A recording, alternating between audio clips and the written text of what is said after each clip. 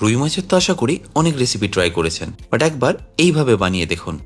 তার জন্য প্রথমে রুই মাছগুলোকে ম্যারিনেট করে নিতে হবে হলুদ, কাশ্মীরি লঙ্কার গুঁড়ো, নুন আর সর্ষের তেল দিয়ে। তারপর একটা পেস্ট আপনাদের বানিয়ে নিতে হবে। তার জন্য লাগবে সর্ষে, গোটা ধনে, গোটা জিরে, গোলমরিচ, ঝালের জন্য কাঁচা লঙ্কা, রসুন আর সামান্য একটু আদা। তারপর ধনেপাতা, নুন আর সামান্য একটু জল দিয়ে এটাকে ভালো করে পেস্ট করে নিন। আর গ্রেভিটা বানানোর আগে একটা পাত্রে আমি সর্ষের তেল নিয়ে মাছগুলোকে ভালো করে ফ্রাই করে নিচ্ছি।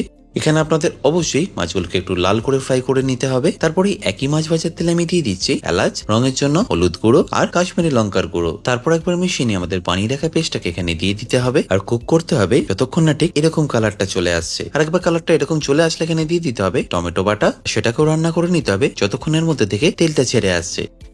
আর তারপর জল দিয়ে এখানে একবার ভালো করে ফুটিয়ে নিন। আর তারপর ফিনিশ করুন গরম মশলা, কাঁচা লঙ্কা আর ধনেপাতা দিয়ে। ব্যাস, তাহলেই রেডি রুই মাছের মশলা কারি।